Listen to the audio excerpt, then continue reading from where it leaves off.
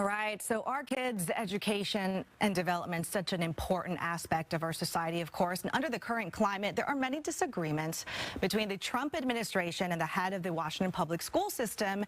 And tonight we have that person here to discuss a variety of education-related issues. Superintendent Chris Reykdal, thank you for making the time today. Thanks for having me.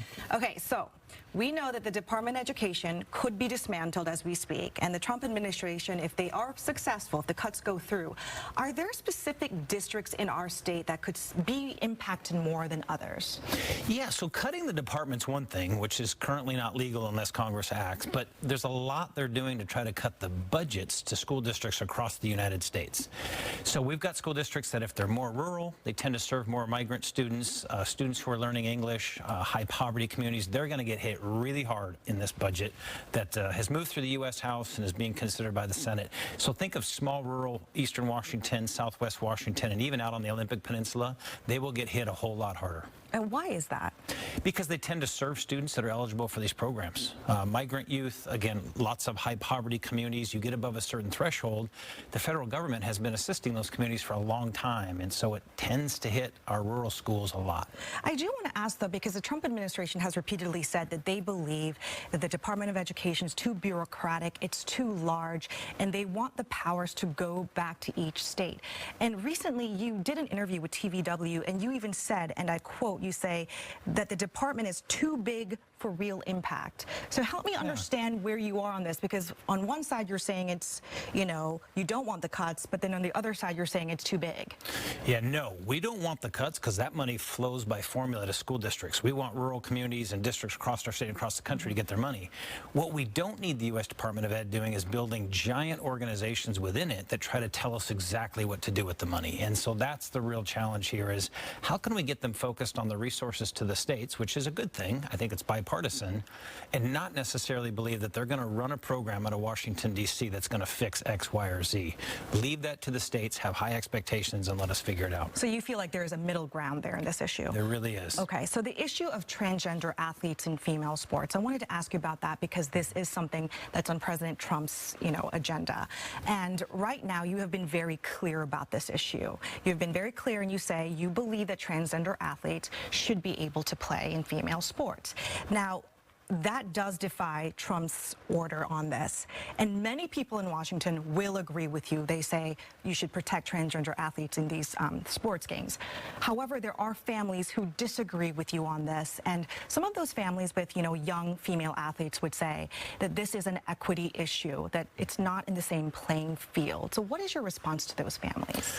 Well, first and foremost, my job is to follow the law. So regardless of what I personally feel, which is an inclusive perspective, we should all follow the law. The federal laws allow us to build a state law on top of it. In other words, Title IX of the federal law said, hey, we need equal access to females. This was created decades ago. But then it said, states, you get to build some civil rights above that. And states like ours in California, Massachusetts, states all across the country said, when it comes to gender, it's about identity, not necessarily sex at birth. And so I always try to put this in perspective for people. There's 5 to 10 athletes out of 1 million students in our state, right, who are participating as transgender athletes. Maybe they were born intersex, maybe they went through transition. So our message is we can do this. We've been doing this for 20 years without controversy until Donald Trump, where we accommodate the individual as best we can. When you say intersex, what do you mean by that? They are not born with biological male or female private parts. That is a small fraction of the U.S. population, but it's a very real biological thing. So when people run around and say, you're either a boy or a girl, there's actually a fraction of our population that isn't born one way or the other. And so we need to accommodate. That's just one category of transgender, of course, but I'm always trying to help people understand that nothing is black and white. It's always a little more complicated. And as you know, there is, at least one family. They're suing, the Tumwater High School, at least that district, because they are talking about fairness. Do you have any response on that? It's a very ironic situation because that family understandably is upset. I respect their right to feel that way. They're going after the school district because they allowed a junior varsity basketball game to occur where there was a transgender athlete from another school district. And so, again, we got to zoom out of this thing and say, what's the best way to accommodate all kids when it's a fraction of 1% of kids? I think we can do this and still protect everyone's privacy. And just last question on this, just to tie it up. I know that the Trump administration, they're investigating Washington State on this policy. Do you see this going to court? Is this going to be a legal fight? I think so. Trump's already lost in Maine on the same issue. He would like to get us into court, I think, as well as California. They've had no contact with us since claiming they're going to investigate us, and so we'll see. All right. I just want to talk about some scores now. In the last legislative session, we know that they gave the state more than $1 billion in additional funding, and we also know that per student, spending has gone up over the years, although not as much as you would like. I know you've talked about that before, but I do want to bring up this stat here. So this is according to the Washington Policy Center. Back in 2012, we had about $13,000 spent per student. By 2024, that number around $19,000.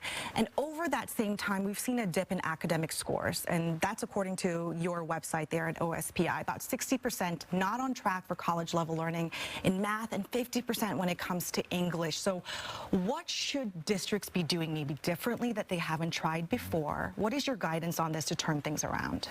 Well, our districts work really hard, and actually they're doing a great job. And so when we say not college, university ready, that means that 3/4 of our kids are absolutely on grade band. So we've got to do some work with that other 25% for sure. And we have less money today adjusted for inflation per kid than we did 6 years ago. So the battle of the stats kind of goes on. But what I would say to everybody is there's a reason we're such a successful economy. It's public ed. 90% of kids go to public ed. We've got these great programs that now allow them to go lots of directions: universities, college, military, technical. So we've got really great educators, great school districts, and there's always work to do, especially when there's more poverty than we've ever had and more mental health than we've ever had, mental health needs. So it's a constant battle, but the Policy Center is a very partisan ideological group. So they have one perspective, and then there's national data that suggests very few states are statistically outperforming Washington. Sure. I mean, that is partisan for sure, but those numbers are accurate though, right? Well, no, because they say those kids aren't on grade band. And the real fact is what percentage of kids are at grade level, which is about 3/4, and then how many are ready to go to a university without needing remediation in math or writing by the time they are 15 or 16 years old. And we get to almost 50% of those kids. So as a relative performer in the country, we do awfully well, but there's always work to be done. All right. I could talk to you all day, but thank you so much, Superintendent, for coming in. Thanks for having me. All right.